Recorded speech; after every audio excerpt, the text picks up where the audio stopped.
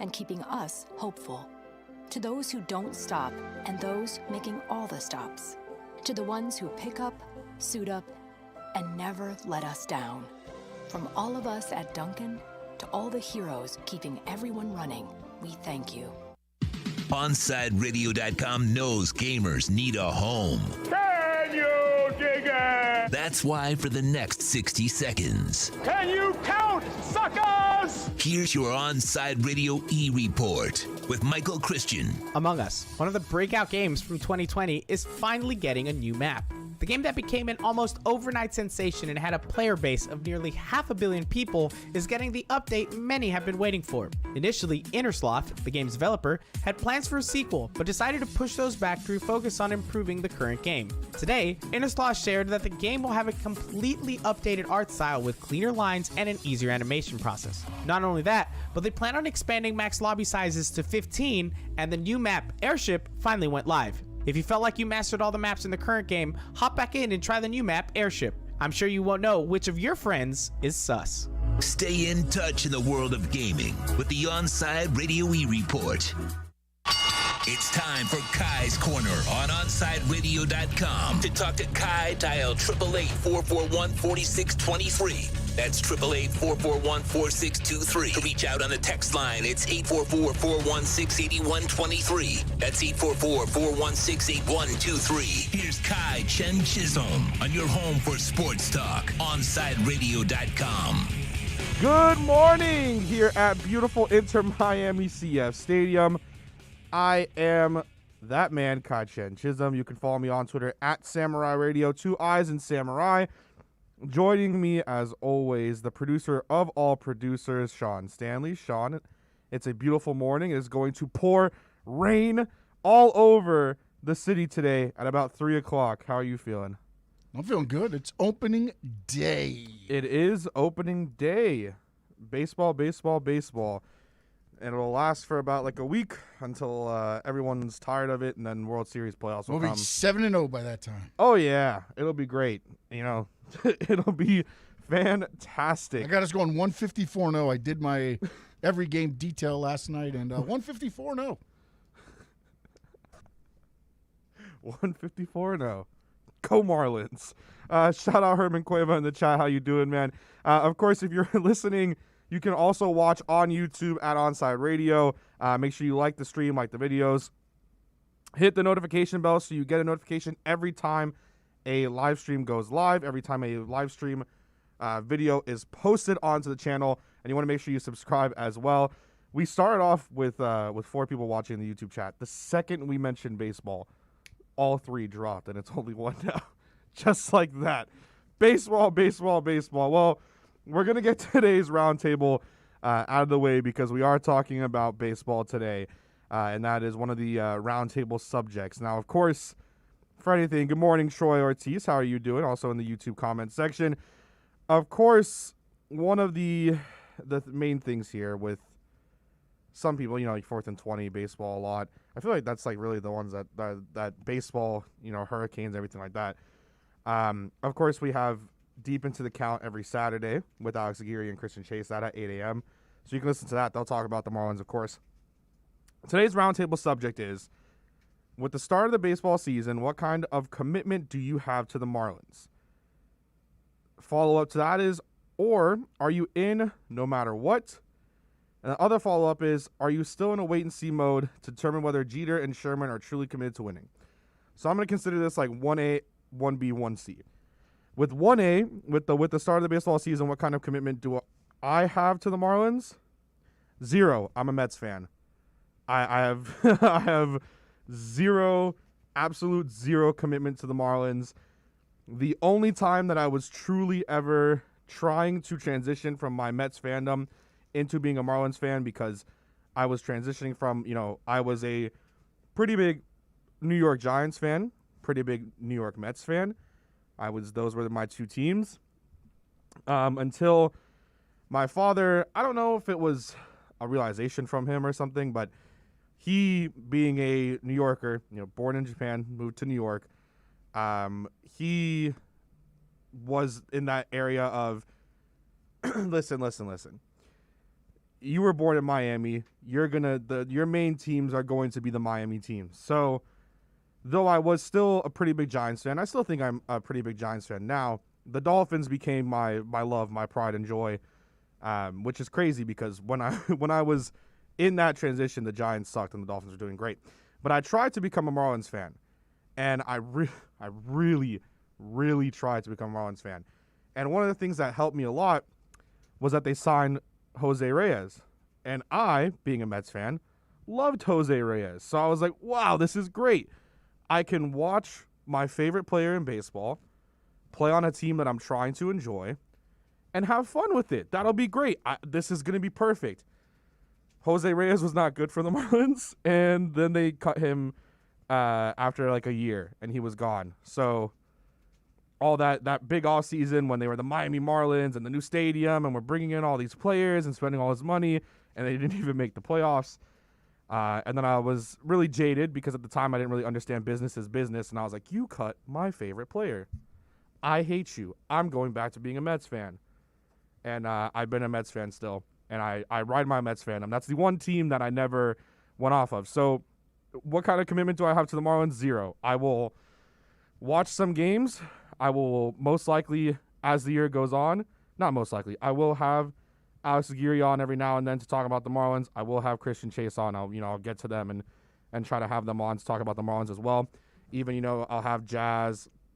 I'll have guys like Edwin from Lemon City Live to talk about it. But, I personally don't have any commitment to the Marlins. Am I in no matter what? No, just no chance with the Marlins. It just can't. It can't. No, it's there. In the wait and see mode, I think from an outsider's point of view, you have to stay in the wait and see mode. I mean, I made a comment to Christian Chase on Twitter like 2 days ago. It might have been Monday or Tuesday. And one of the things I said was, Christian, please make me care about the Marlins. And the response from Alejandro, who does stuff for 5 Reasons, was, look at the teams last year for the South Florida, who made the playoffs. My response to that is they made the playoffs in a year which the playoffs were expanded. And yeah, it was great and fun. It was awesome to be a Marlins fan. But, that wasn't, come on. Come on. No. Just no there.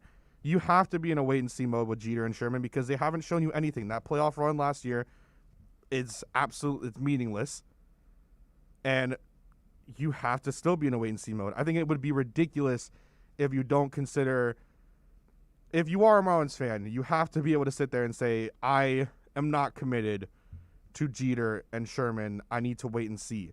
Kind of how some Dolphins fans were saying, oh, I'm not committed to Chris Greer. I need to wait and see. Now, Chris Greer has shown you enough in 2 years to commit to him. Jeter and Sherman have not shown you enough to commit to them the way that you are committed to your Marlins fandom.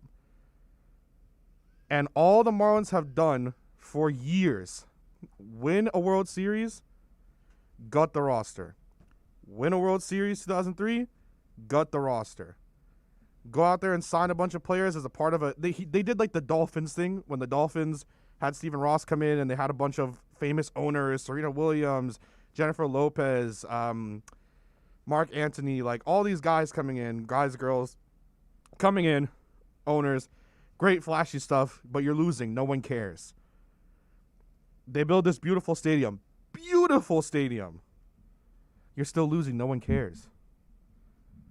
So you need to be able to trust them when they start to show you that they can win. And that's what I have to say on that subject there. From the comments from Herman Cueva, I'm a Braves fan since a kid, but I actually like the Marlins starting rotation of Sandy, Sixto, Pablo. Yeah, they have a great starting rotation. And I think there's a lot of promise with the Marlins, especially my guy Jazz Chisholm.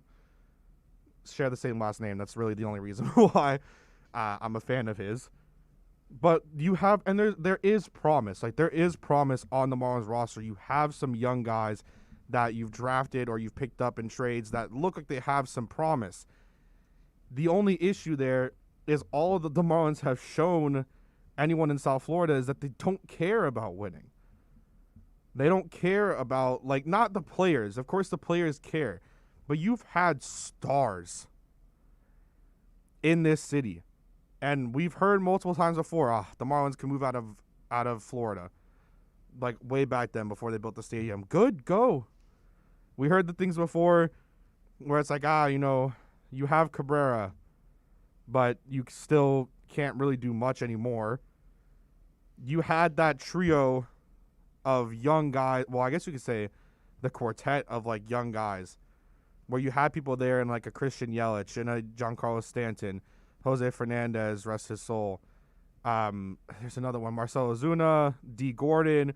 Like there was some pretty good talent on the roster, and then at the same time, while you had that good talent, that young talent that was doing well, you didn't have a rotation. Like your pitching rotation wasn't there.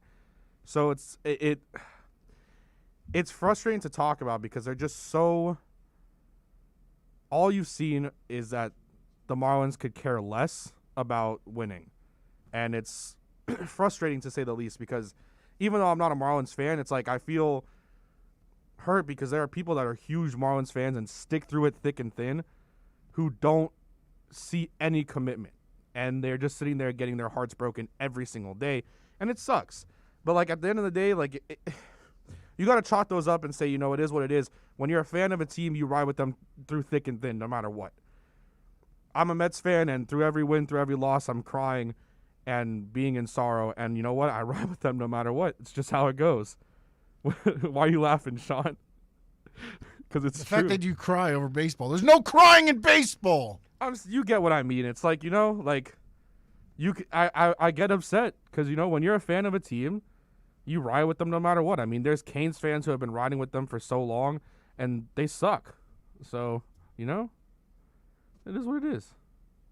I don't know if they suck. But They don't suck, but it's been like 17 years of like mediocrity or average at least. Be nice and go like 15 years. They had that one good season under what's his name? God, I can't remember his name. He was a coach for like 1 year, 2 years. Richt. Yeah, Mark Richt. They went 10-1 or something in that season? 11-1, 10-1. I forget what it was. Well, they lost the bowl game, I think, as well. Yeah, so you chalk that up. We're gonna get to a break here, but I want to answer from Troy Ortiz.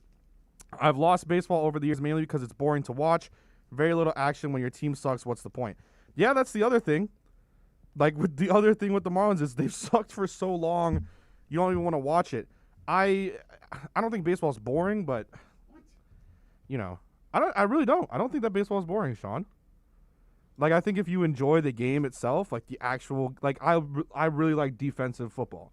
Like, low-scoring defensive football games I love to watch. There's just too much downtime. There's That's too much the downtime issue, in though. baseball. That's what I'm saying. problem. Like, the game itself is not boring. It's just everything that is currently happening that is making things boring. I don't think the game itself is boring.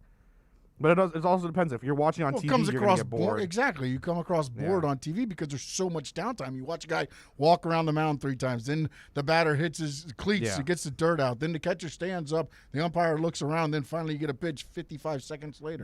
They just need the Major League Baseball needs to adjust some rules. But it is what it is. And also Rob Manfred sucks. But anyways, Saturdays at 8 a.m., baseball fans can go deep into the count with Alex Aguirre and Christian Chase. Catch the show that talks Marlins and all the big stories in the major leagues. Every Saturday at 8 a.m., Seamheads have a new home. Listen to Deep Into the Count exclusively at OnsideRadio.com.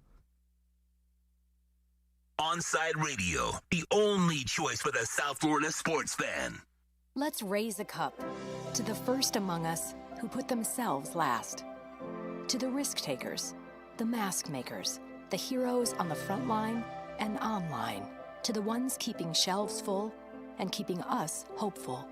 To those who don't stop and those making all the stops. To the ones who pick up, suit up, and never let us down. From all of us at Duncan to all the heroes keeping everyone running, we thank you. If you missed Omar Kelly and the Miami Dolphins report sponsored by EJDconstruction.com today, you missed this. The players sold their soul for the ability to smoke weed, larger salaries for rookies, knowing that the 17th game was a major component that's going to lead to a huge, tremendous jump in the television contract. So they sold their soul, play the game. You'll get 3 preseason games instead of 4. Ultimately, you're playing 20 games. So you signed up for it, so don't be mad when owners opt into it, which they have every right to do. Omar Kelly and the Miami Dolphins Report, brought to you by EJD Construction. Count on a company that's an A-rated member of Angie's List and the Better Business Bureau. EJDconstruction.com. Inter Miami CF, your official furniture and mattress store, is here. City Furniture is your #1 home source for the trends you want at the prices you'll love, including exclusive City Furniture collections, the widest selection of styles, affordable home accents, mattresses starting at just $99 and more. Create the home of your dreams fast with next-day delivery, plus get 60 months special financing with no down payment. Because City Furniture is here to make it easy so everyone can live life like this, visit cityfurniture.com. Hey, it's Big O. You know, air quality in your home or business is so important now, folks. That's why you've got to call M&S Air Conditioning. Let them install a high-efficiency polarized air filter in your AC unit that attracts, captures, and destroys biological contaminants to improve your air quality. M&S is always on call from 7:30 a.m. till 9 o'clock p.m. and, of course, emergency Sundays. Call for more info on high-efficiency air filters and their preventative maintenance plans. Visit M&S Air Conditioning at ac-florida.com. Welcome back to Kai's Corner. To reach out to Kai, dial 888-441-4623. That's 888-441-4623. Back to Kai's Corner. All right, we're back here. We're going to take you up until 10:30 right now. Then we'll have on Inside the Paint with Ethan Skolnick and Ira Winderman. You're getting Victor Oladipo tonight. You're adding a 20 points per game slasher and scorer, someone who will hopefully bring some ignition to this Heat offense and defense. And you know what? It's gonna be fun. So make sure you tune in for them. For anyone watching that isn't gonna listen to Ethan and Ira, I encourage you to do so. But if you're gonna go away for whatever reason, and you're on the YouTube, make sure to come back when we come back for Kai's Corner. And if you haven't already, go and vote in the polls on Twitter. And just in case anyone on YouTube, if you don't follow me already, I'm going to add it there in the comments. It should be there. You can go there, copy that link, vote in the polls on Twitter. It's our April Fool's polls, even though we're not doing any April Fool's type things. But I had some questions. Usually on the polls, I go pretty... I like to include some sports stuff, and then I also like to include some, really nice... I like to just kind of bounce around with certain things. So usually I start off with the Dolphins thing, because that's usually what gets the most traction, of course, and then it goes down below, and that's when you see the true people who vote in every poll. To all of you that do that, I love you. Love you with all of my heart. But today's polls, again, you can find them if you're on the YouTube comments. Just copy and paste that link. You'll be able to get there. Make sure you follow me on Twitter already if you don't. You can also find me on Twitter at Samurai Radio, 2 Eyes in Samurai. If you are listening live anywhere else, you can and that's Samurai Radio again, SAMURAII-RADIO. First poll, which is more annoying? There's two options, option A and option B. People who cut in front of you on the highway and go slow is option A, and option B is 18-wheelers that think they're sedans. I include that option because when I drive here every morning, and it's been consistent this week, Monday, Tuesday, Wednesday, and today on Thursday, every one of those days this week, I have ran into an 18-wheeler, these gigantic trucks, because for whatever reason, they're always, the airport's there, and they're just, for whatever it is, they're always in this area, and they're always on 985 South, or North. So I'm driving, and these 18-wheelers, truthfully, are swerving in and out of lanes as if they are sedans. It is some of the funniest stuff I've ever seen, but it is annoying because I'm sitting there in my little sedan that I'm way too big for, and I'm seeing these trucks next to me ready to just get smashed into. So that's why I added that. I personally would have voted for A if I could vote in my own poll, because I think people who cut in front of me on the highway and go slow are the most annoying people in the world by far. Like if you're behind me on the highway, and I got into this yesterday, and I'll get into it. I'll just do it now because we're on the topic. Yesterday, I was sitting there so happy driving, listening to this album that dropped from one of my favorite artists, and I'm getting into it, listening to it over and over again. I've listened to it like in full probably 6 or 7 times now. And I'm vibing. I get onto the expressway and there's a Ford F-150, white Ford F-150 behind me. And it's consistently trying to swerve and get to the right lane and then cut in front of me. But every time it has the opportunity, there was a truck or there was another car in the right lane, so it couldn't. So I'm sitting there and I finally noticed him doing it. And I started to look at him in my mirror and I was just like, I could do 2 things here. I could A, take the risk of getting hit, or B, just speed up maybe an extra 10 miles an hour and see what happens. I took B, and he kept getting stuck and stuck and stuck, visibly upset and angry. Once we got into one lane traffic on 995 South, where you get past like exit 16 through exit 14, he started going 40 miles an hour and holding up all of the traffic. So this dude that was trying to speed up and cut in front of me, which is the honorary reason why I include option A in that poll, is the reason, because he would have cut in front of me, so badly wanted to cut in front of me for no reason at all, when I'm going 80 already on the freaking expressway, then proceeded to go about like 40 miles an hour holding up the rest of the expressway while he was behind me. So that guy is the reason for that.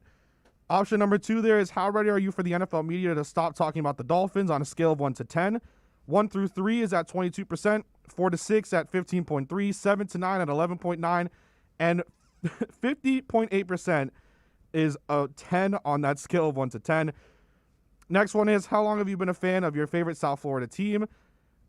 It's simple right here. 20 plus years is leading the way at 76.1%, 11 to 20 at 18.5. 6 to 10 at 4.3, and then 1 to 5 at 1.1. And then lastly, in honor of me getting a Frappuccino this morning instead of a coffee or a tea, I said, are Frappuccinos from Starbucks and frozen coffee from Dunkin' Donuts the exact same thing?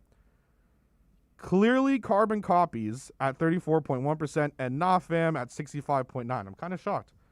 After having the frozen coffee from Dunkin' last week and now having a Frappuccino, they seem like carbon copies to me, but I guess not. Sean, do you have a opinion on that? And then as well as the which are more annoying? I know you clap for the people who cut in front of you, but yeah, people who cut in front of me, I want to go NASCAR and just bump them and slide them into the wall.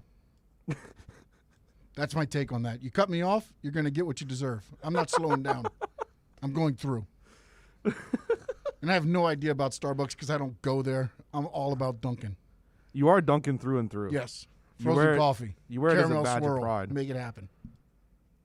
Oh, North Carolina basketball coach Roy Williams announced he is retiring.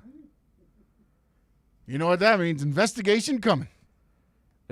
I'm got to be out of the news. What do you mean investigation coming? I'm out of the loop with college Usually when basketball. you see the coach's sudden retirement, there's probably going to be an investigation launched soon, I'm sure, or some wrongdoing. Is there anything in North Carolina that's bad with Roy Williams? Isn't he like a... Nothing yet, but I'm sure it's Isn't coming. the problematic guy... oh, my God, I can't remember his name. There's a very problematic one. They're all problematic. It's I just know, when but they he's get like caught. a New Yorker. He's got the New York accent. Oh, because he's a New Yorker. He's a problem? I mean, Marsh, he likes the New York Yankees, and they're a problem. You like the New York oh my Mets. You're a God. problem. It is a problem to like the New York Mets. All I do is have heartbreak. I get to the World Series, having a great run, and all they do is just crap on my soul and not let me have fun. Oh, man, I can't remember his name. If anyone in the YouTube comments, he was a coach, I think, at Louisville. Patino? Yes, Rick Pitino. He's at Iona. He took Iona to the championship tournament this year. That's what I was thinking of. Isn't he very problematic? Like, wasn't he at, I believe he was at, like, Louisville or something. Yeah, he's got a show cause already against him, so yeah. And he had some player that, well, I think it was DeAndre Ayton, where he was the coach for DeAndre Ayton, and there was, like, a problem where he was paid money to go to the school that he went to. I feel like that, like, I feel like I'm in the right ballpark here.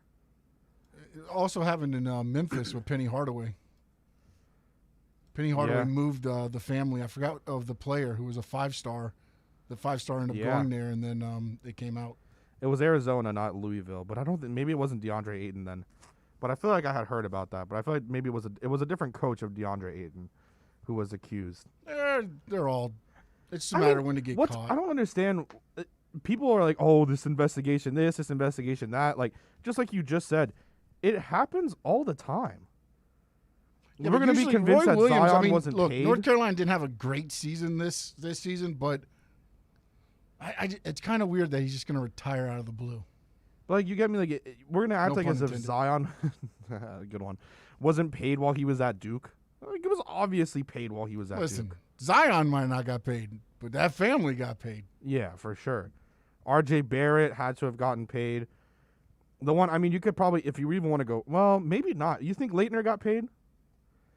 I don't think that Leitner would have gotten paid. I think that's because that's a little too far back to maybe have that situation. Do you really think it wasn't happening back then? Well, maybe not to the extent it is now. Well, that's what I'm saying. You got to start somewhere. I'm sure a lot of these players, there were some kickbacks going on.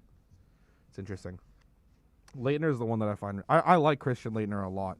I know, like, there's that ESPN 30 for 30 called "I Hate Christian Leitner." He just when kind he of hit that shot, that was bad way or a good way for that. for me. No, I mean it was just amazing to watch. I mean, at that point, I was still, I wasn't watching it like the way I watch basketball now. So to me, it was like, whoa, he made that shot. I remember it was a heave down the whole court. Yeah, he caught it about the foul line and just turned and threw it up basically, and it went in. I love that documentary. I like Christian Leitner a lot. He kind of is that guy. I want to shout out my father because he's in the chat, and he said top of the morning to you. Shout out to my father. Top of the morning to you as well. Coming up is going to be Inside the Paint with Ethan Skolnick and Ira Winderman. After that, we will be back at 11, and when we come back, we'll have Ian Berger, also known as Big E, on Twitter. He'll come on to talk about his fandom as a Dolphin and several other things. You're listening to the only locally owned sports station in South Florida. You're listening to OnSiteRadio.com.